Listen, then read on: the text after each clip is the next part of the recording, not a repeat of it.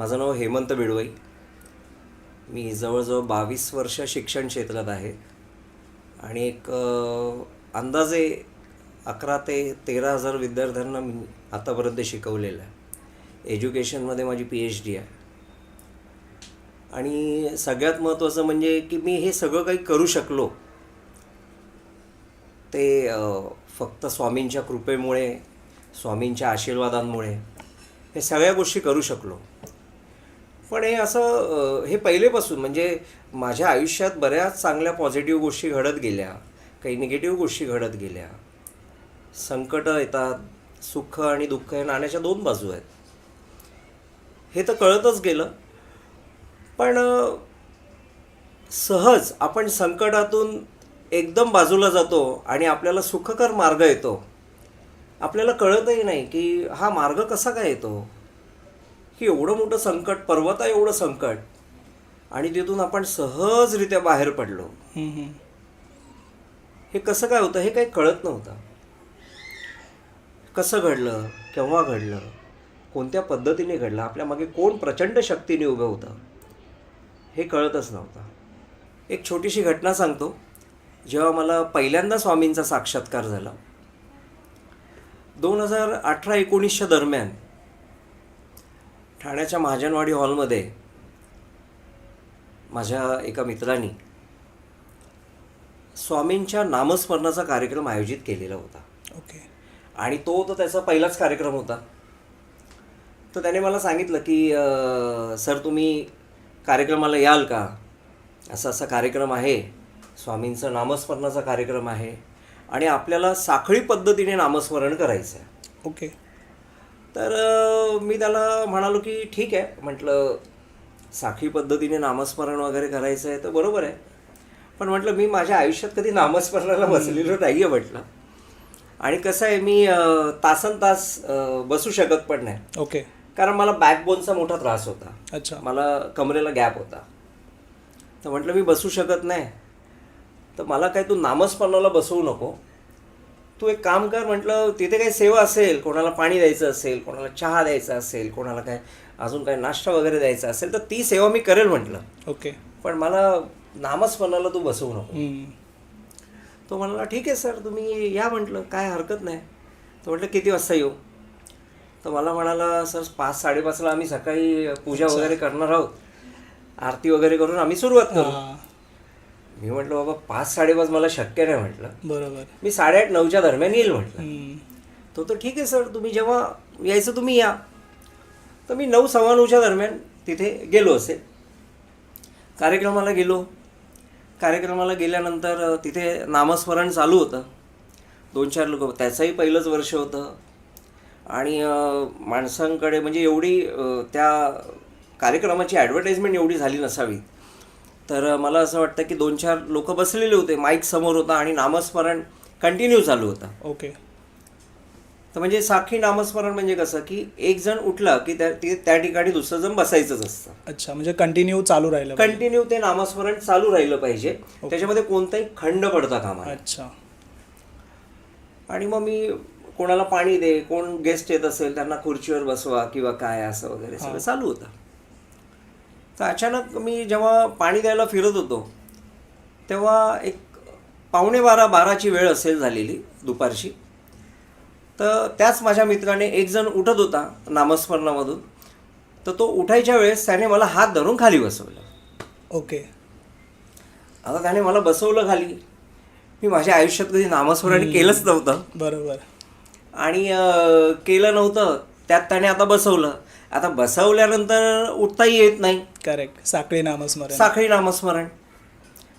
तर म्हटलं आता बसलोय तर मग बसावं. समोर माईक होता.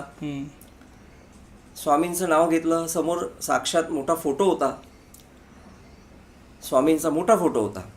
आणि मी नामस्मरणाला सुरुवात केली. मस्त डोळे मिटले. समोर स्वामींची मूर्ती आढळली, दिसली मला, आणि नामस्मरणाला सुरुवात केली. नामस्मरणाला जी मी सुरुवात केली, समोर माईक आहे, डोळे मिटलेले होते.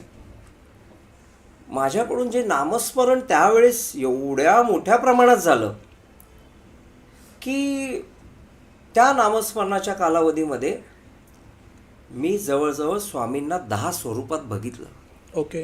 डोळे बंद होते. मला फक्त एवढंच जाणवत होतं की माझ्या डोळ्यातून कंटिन्यू पाणी येत आहे, कंटिन्यू मी रडतोय, कंटिन्यू मी रडत होतो. आणि मी स्वामींना 10 स्वरूपात बघत होतो. त्यामध्ये त्यांचा विष्णू अवतार पण होता. अच्छा. आणि 10 स्वरूपात स्वामींना मी बघितलं. माझ्या मनात फक्त एकच प्रश्न येत होता की हे सगळं मला का दाखवलं? मी काय एवढा मोठा सेवक नाही, पण हे मला का दाखवलं? तोच प्रश्न होता. पण मी कंटिन्यू त्यांच्या विविध स्वरूपामध्ये एकदम गुंगून गेलेलो होतो, रंगवून गेलेलो होतो. त्यांची स्वरूपं मी बघत होतो. त्यात विष्णू स्वरूप जे बघितलं मी, प्रचंड मोठ्या स्वरूपात विष्णू स्वरूप जे बघितलं, आजही माझ्या डोळ्यासमोर ते येतं आहे ती घटना. आणि मी गुंगून गेलेलो. मला माहिती नाही की आजूबाजूला काय घडतं आहे, कसं घडतं आहे, कोणत्या पद्धतीने घडतं आहे.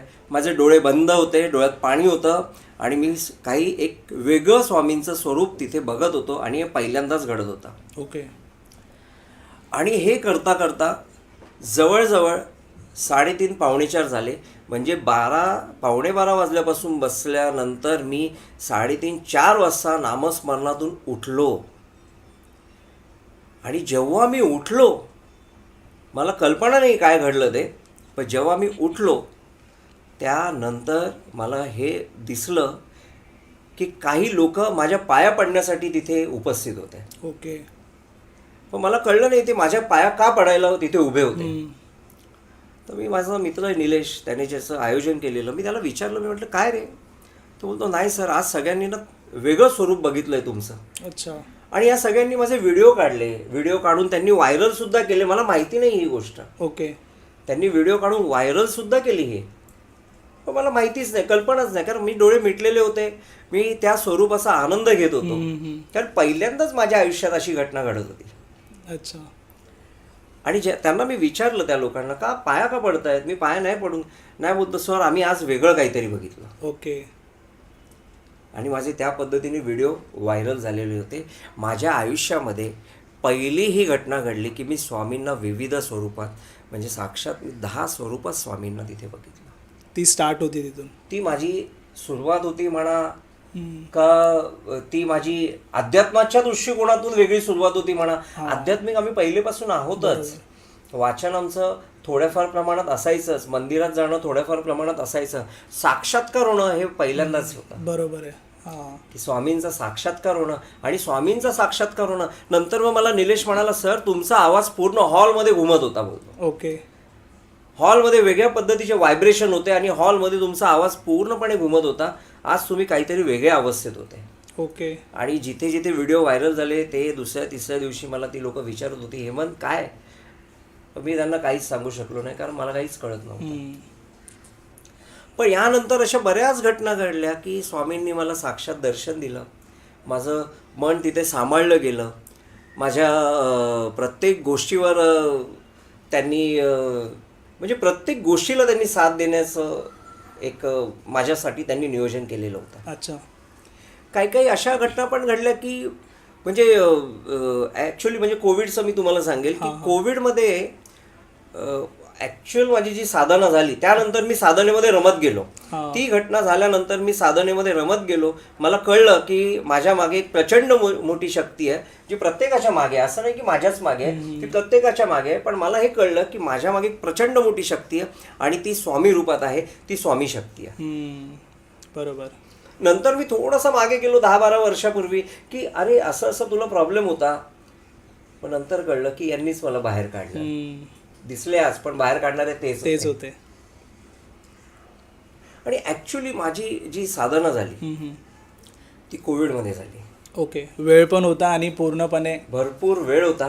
परमेश्वराच्या कृपेने सगळं व्यवस्थित होतं. आणि एक तो टायमिंग मिळत होता, सगळं बंद होतं. तर मग काय करायचं? मग आपण घरी बसून साधना करायची, नामस्मरण करायचं हे ठरलं. आणि मग मी टेरेसवर जायचो, बिल्डिंगच्या टेरेसवर जायचो आणि एकटाच बसायचो. गाड्यांचा आवाज नाही, काही नाही. आणि जवळजवळ 2 ते 3 तास मी वरती बसायचो आणि नामस्मरण मोठ्या स्वरूपात चालू असायचं. अच्छा. एकटाच बसलेलो असायचो, मोठ्या टेरेसवर एकटाच असायचो आणि मोठ्या स्वरूपात नामस्मरण चाललेलं असायचं. मग घरी यायचो, दुपारी जेवायचो वगैरे. संध्याकाळी परत एकदा छोटं मोठं एक अर्धा पाऊण तासाचं नामस्मरण करून मग परत आम्ही संध्याकाळचं ते रुटीन होऊन जायचं. ओके.